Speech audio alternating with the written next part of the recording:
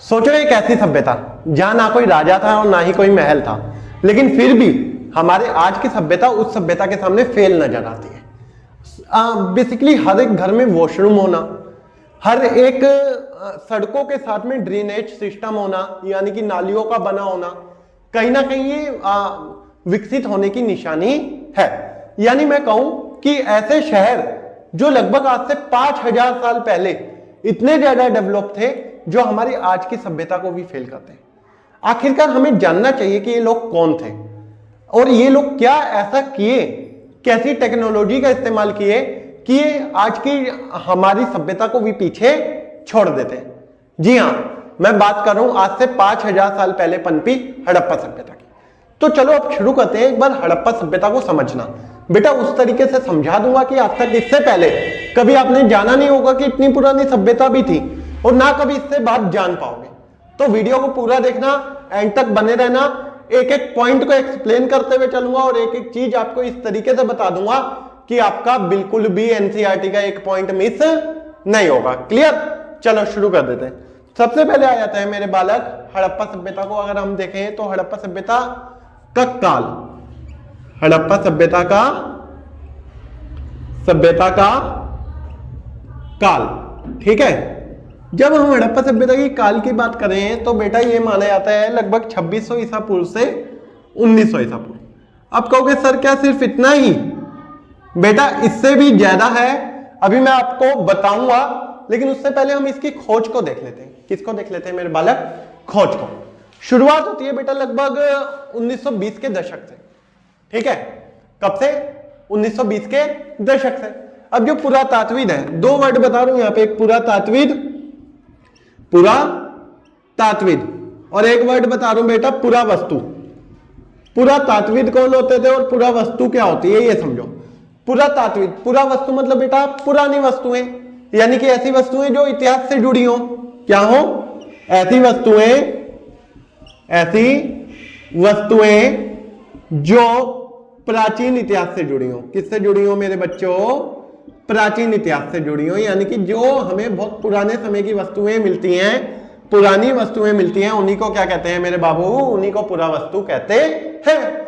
और जो पुरातात्विद होता है वो क्या कहता है? इन्हीं पुरावस्तुओं के आधार पे, जो ये पुरावस्तुएं मिली, इन्हीं पुरावस्तुओं के आधार पे इतिहास की रचना करता है। जो पुरातात्विद होता है क्या कहता है? पुरावस्तुओं के आधार पे, पुरावस्तुओं के आधार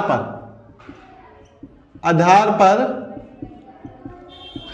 इतिहास की रचना। किसकी रचना करता है मेरे बालक? आप सब कह देंगे इतिहास की रचना करता है ना, यानी कि वो व्यक्ति जो इतिहास की रचना करते हैं उन्हीं को हम क्या कहते हैं? पुरातात्विद कहते हैं। जो इतिहास को लिखते हैं, वो लिखने के लिए किन चीजों का इस्तेमाल करते हैं मेरे बच्चे? पुरावस्तुओं का इस्तेमाल करते हैं, है ना। जो पुरानी वस्तुएं मिलती हैं उन चीजों का इस्तेमाल करते हैं।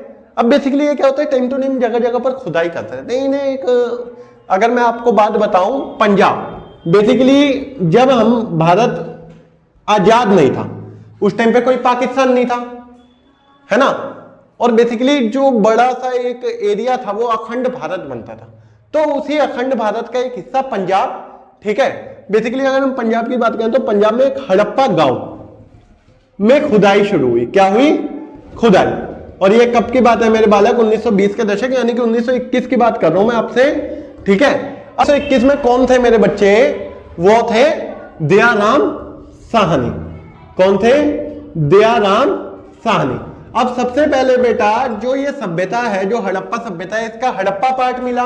सबसे पहला भाग कौन सा मिला? आप कहेंगे सर हड़प्पा मिल गया, तो इसी को क्या कह दिया गया? हड़प्पा सभ्यता कह दिया गया। अब दयाराम साहनी ने सोचे चलो यार एक छोटा सा गांव होगा जो सालों पहले बसा होगा, लेकिन इनका ये सोचना कहीं ना कहीं बड़ा ही गलत था। क्यों?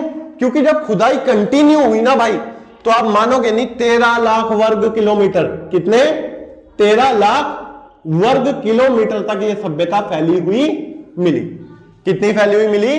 13 लाख वर्ग किलोमीटर। सोचो कितने बड़े लेवल पर यह सभ्यता फैली हुई होगी, है ना। और उसी के साथ साथ मेरे बालक यहां पे हमें दिखाई दिया अगले ही साल, यानी कि 1921 के बाद 1922, ठीक है। किसकी खोज हो गई? आप सब कह देंगे सर मोहनजोदड़ो की खोज होगी। किसकी? मोहनजोदड़ो की। अब इसे बेटा मोहनजोदड़ो सभ्यता भी कहीं कहीं लिखा हुआ मिल जाएगा, ठीक है। अब कहेंगे सर मोहनजोदड़ो सभ्यता क्यों? मोहनजोदड़ो सभ्यता मेरे बालक इसलिए क्योंकि इसका जो सबसे ज्यादा डेवलप शहर था, जो सबसे ज्यादा विकसित शहर था, वो कौन सा था? मोहनजोदड़ो ही था। ये कब मिला? 1922 में। और इसको खोजा किसने बेटा?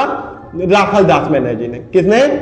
राखल दास बनर्जी ने। ठीक है। और उसके बाद कई सारे क्षेत्र लगातार मिलते चले गए। अब इसे मेरे बालक एक और नाम से जानते हैं, सिंधु घाटी सभ्यता। किस नाम से? सिंधु घाटी सभ्यता। अब सिंधु घाटी सभ्यता का मतलब क्या होता है बेटा? सिंधु घाटी सभ्यता क्यों?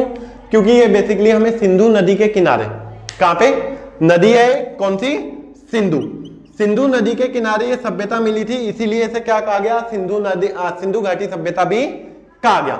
अब मोहनजोदड़ो के लिए एक और वर्ड आपको लिखा हुआ मिल जाएगा मेरे बच्चे, जो वर्ड बता रहा हूं लिखते चलना, एनसीईआरटी में मेंशन नहीं है। ठीक है। अब यहां से आयो, इसे क्या कहा जाता है बेटा? मोहनजोदड़ो को एक वर्ड यूज किया जाता है बेटा, मृतकों का टीला। क्या वर्ड यूज किया जाता है? मृतकों का टीला भी मोहनजोदड़ो को कहा जाता है। आगे बात समझ, किसी को कोई डाउट? अब मैंने बेटा आपको बताया कि ये लगभग 13 लाख वर्ग किलोमीटर में फैली हुई एक सभ्यता थी। कितने में फैली हुई थी? आप सब कह देंगे मेरे साथ, सर ये 13 लाख वर्ग किलोमीटर में फैली हुई थी। तो बेसिकली इसकी जब हम जियोग्राफिकल कंडीशन की बात करेंगे, किसकी बात करेंगे? जियोग्राफिकल। हमेशा मेरे बच्चे जब आपको जियोग्राफिकल कंडीशन याद करनी हो तो एक ऐसा साइन बना लो, ऊपर लिख दो आंखें बंद करके नॉर्थ, नीचे लिख दो साउथ, इधर लिख दो मेरे बाबू ईस्ट, इधर लिख दो वेस्ट। क्या लिख दो? वेस्ट। अब बेसिकली अगर हम नॉर्थ की बात करें मेरे बच्चे, तो नॉर्थ में क्या था? आप कह देंगे सर जम्मू का मांडा था। कौन सी जगह थी? मांडा। कौन सी थी बेटा? मांडा था। ठीक है, याद रहेगा, बिल्कुल याद रखना, भूलना मत। ठीक है। और बेसिकली अगर हम बात करें मेरे बच्चे साउथ की, तो साउथ में था देमदाबाद। क्या था? आप कह देंगे सर देमदाबाद था। ठीक है। देमदाबाद कहां पर स्थित है बेटा? महाराष्ट्र। कहां पर स्थित है? महाराष्ट्र में। ठीक है। कौन सा था? देमदाबाद। देमदाबाद। ठीक है। ये कहां का था बेटा? साउथ में। और कहां पे? महाराष्ट्र में। क्लियर। उसके बाद अगर हम देख लें बेटा, तो वेस्ट में आ जाए तो ये पाकिस्तान के बलूचिस्तान तक फैली हुई थी। कहां तक? बलूचिस्तान। बलूचिस्तान के बेटा सुत कांगे डोर, सुत कांगे डोर तक। ठीक है। फिर उसके बाद देख ले मेरे बच्चे, तो ईस्ट में आ जाएंगे। ईस्ट में यूपी के आलमगीर तक फैली हुई थी। कहां तक? यूपी के आलमगीर तक। यानी कि इसका क्षेत्र विस्तार अच्छा खासा था। ठीक है। मैंने आपको इसका जियोग्राफिकल भी बता दिया पूरा कि कहां कहां कैसे कैसे फैल रखा था। अब अगर आपसे पूछ ले बेटा ये किस आकार में फैली हुई थी, किस आकार में, तो आप कह देंगे सर ये त्रिभुजाकार में फैली हुई थी। कैसे आकार में फैला हुआ था? त्रिभुजाकार में फैला हुआ था, यानी कि ट्रायंगुलर शेप में था। कैसे था मेरे बच्चे? आप सब कह देना सर ये ट्रायंगुलर शेप में था। कैसे में था? Triangular shape. अब जब हम इसके टाइम पीरियड की बात कर रहे हैं मेरे बाबू, मैंने आपको बताया 2600 से 1900 ईसा पूर्व, 2600 ईसा पूर्व से 1900 ईसा पूर्व। क्या सर ये इतना ही था? नहीं मेरे बच्चे।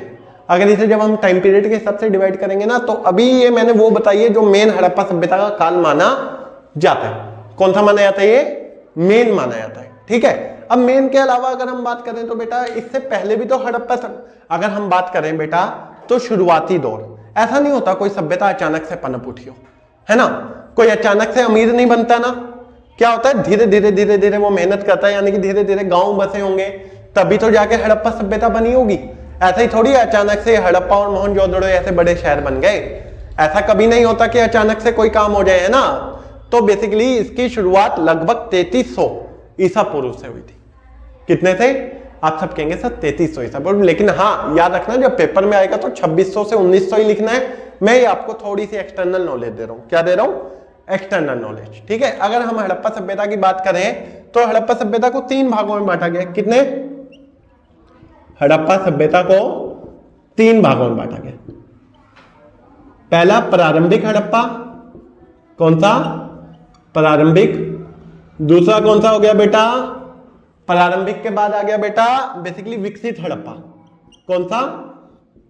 विकसित हड़प्पा। और तीसरा कौन सा आ गया बेटा? अंत। ठीक है, अंत का मतलब क्या हो गया बेटा, ये अंतिम दौर में दिखाई देगा। कहां दिखाई देगा, आप सब कह देंगे सर अंतिम दौर में दिखाई देगा, है ना, यानी कि पतन की साइड। किसकी साइड, पतन की साइड। अब अगर मैं बात करूं बेटा, चलो यहां से हल्का सा मिटा दे रहा हूं, ठीक है, फिर आपसे आगे बात करते हैं। प्रारंभिक की बात करें तो बेटा ये लगभग 3300 ईसा पूर्व से लेके 2700 ईसा पूर्व तक चली। कितने तक, 2700 ईसा पूर्व तक, है ना। अब ये प्रारंभ में थी, इसमें छोटे छोटे गांवों का विकास हुआ था, छोटे छोटे कस्बों का विकास हुआ था, है ना। फिर आ जाता है बेटा विकसित। विकसित का मतलब क्या है, जब पूरे तरीके से पनप चुकी थी, तो ये टाइम पीरियड था लगभग 2600 ईसा पूर्व से लेके 2600 ईसा पूर्व से लेके कब तक का मेरे बाबू, 1900 ईसा पूर्व तक का। कब तक का, 1900 ईसा पूर्व। अब ये वो टाइम पीरियड था मेरे बच्चे, ये वो कहानी थी जब हड़प्पा सभ्यता अपने चरम पे थी। चरम का मतलब क्या होता है, बिल्कुल स्टैंडर्ड पॉइंट पे थी, ठीक है, यानी किसी चीज की कोई कमी नहीं। यही वो टाइम पीरियड था जब बड़े बड़े शहर यानी कि हड़प्पा और मोहनजोदड़ो ऐसे शहर पनपे थे। अब देखो ये इतनी बड़ी सभ्यता है, ऐसा तो नहीं आज कोई कारण हुआ और कल ये सभ्यता खत्म हो गई। अब बेसिकली ऐसा माना जाता है कि 1900 के आसपास इसका अंत हो गया, लेकिन ऐसा नहीं है, अंत होना शुरू हो गया, ठीक है, क्योंकि अब बड़े बड़े जो स्ट्रक्चर बन रहे थे ना, जो बड़े बड़े बिल्डिंगों के निर्माण हो रहे थे, वो निर्माण होने बंद हो गए। अब ये अंत की साइड जानी शुरू हुई और लगभग इसके जो अंतिम अंश प्राप्त हुए हैं बेटा, वो लगभग हुए, मैं 1900 ईसा पूर्व से लगाऊं तो 1300 ईसा पूर्व के आसपास तक। कितने आसपास तक, 1300 ईसा पूर्व के आसपास तक। ये time period exact time period है हड़प्पा सभ्यता का, है ना। लेकिन आपको क्या लिखना है, यही मेंशन करना है, क्योंकि आपकी एनसीईआरटी में जो है आपको अपनी एनसीईआरटी के हिसाब से चलना है, ठीक है। अब आपसे उत्तर और बेसिकली अगर मैं बात करूं प्रारंभिक हड़प्पा की या बेसिकली अंत की बात तो अभी की नहीं गई है ना। आपसे पूछा क्या गया है, आपसे पूछा गया है हड़प्पा सभ्यता। क्या पूछा गया है, हड़प्पा सभ्यता। तो आप यहीं तक की बात करोगे, यानी कि 2600 से लेके 1900 बताओगे। क्लियर हो गई बात बेटा, बताओ जल्दी से, क्लियर है सबको। अब मैं बता दे रहा हूं बेटा इसके प्रमुख केंद्र। क्या बता दे रहा हूं, आप कहेंगे सर प्रमुख केंद्र बता दो। जब हम बात करें प्रमुख केंद्रों की तो कौन कौन से हैं बेटा, हड़प्पा और मोहनजोदड़ो, मोहनजोदड़ो, ठीक है। और कौन सा हो गया मेरे बाबू, चनहुदड़ो। कौन सा, चनहुदड़ो, ठीक है। ये सारे ही प्रमुख जो जगह हैं, प्रमुख शहर है, वो कहां मिले हैं बेटा, आप सब कह देना सर ये प्रमुख शहर पाकिस्तान में मिले। कहां मिले हैं, पाकिस्तान, ठीक है। फिर उसके बाद बेटा बेसिकली और भी है, जैसे कि कालीबंगन, है ना। कुछ नाम बता दे रहा हूं, ये आपका होमवर्क है, आप ढूंढोगे ये कहां कहां पे है ना। आपको मैं यहाँ पे लिख दे रहा हूं, आप ढूंढ के लाओगे कहां कहां पे। जिसे नहीं आएगा वो कमेंट बॉक्स में पूछ लेना, ठीक है, ये आपका होमवर्क है। कालीबंगन हो गया, राखी घड़ी हो गया, है ना। और कौन सा हो गया बेटा, धोलावीरा हो गया। कौन सा हो गया, धोलावीरा। यहाँ पे लिख दे रहा हूं बेटा, स्पेस थोड़ा कम हो रहा है, मैं चाहता हूं कि आप एक ही बार स्क्रीनशॉट ले लो, है ना। धोलावीरा हो गया। और कौन सा हो गया बेटा, राखी घड़ी हो गया, ये हो गया, कालीबंगन हो गया, और चनहुदड़ो हो गया, ठीक है। और XYZ जो भी आपके एनसीईआरटी में लिखे हुए उन्हें आप देखेंगे, ठीक है, और बिल्कुल आप बताएंगे सर ये कौन कौन से प्लेसेस और कहां कहां पर स्थित है, ठीक है। और अगर आपसे बात करते तो बेटा शोतुगोई हो गया। कौन सा हो गया, शोतुगोई, ठीक है, ये अफगानिस्तान में है बेसिकली। कहां पे है, अफगानिस्तान में। कालीबंगन हो गया, है ना, राखी घड़ी हो गया, रोपण हो गया। ये मुख्य मुख्य प्लेस है कहां के, हड़प्पा सभ्यता के। हर एक बच्चा इसे देख लेना, ठीक है। अगली क्लास में बेटा मैं आपको बताऊंगा इसकी सारी विशेषताएं, यानी कि मोहनजोदड़ो कैसे एक बड़ा शहर बनकर उभर कर सामने आया, ठीक है। इन्हीं शॉर्ट क्लासेस के थ्रू आपका पूरा सिलेबस करा दिया जाएगा। कहीं पे बेटा कोई ज्वाइन करने की जरूरत नहीं है, कहीं फीस देने की जरूरत नहीं है, हम आपके साथ हैं, ठीक है। बिल्कुल चैनल को बस सब्सक्राइब करना है, वीडियो को लाइक करना है, शेयर करना है, और कुछ भी नहीं करना। और हाँ बेटा जल्द ही आपके लिए टेलीग्राम का लिंक देने वाले हैं, ये मैं पिछली वीडियो में भी बता चुका हूं, उस पर आपको नोट्स भी प्रोवाइड कर देंगे, ठीक है। और अगर अभी तक किसी बच्चे को कोई दिक्कत हो रही हो तो ये मैं आपका कॉन्टेक्ट नंबर लिख दे रहा हूं, ठीक है। तो बिल्कुल घबराओ मत, हम आपके साथ बिल्कुल खड़े हुए हैं, ठीक है। चाहे रात भर की बात हो चाहे दिन की बात हो, हमेशा खड़े रहेंगे, ठीक है। जय हिंद, जय भारत।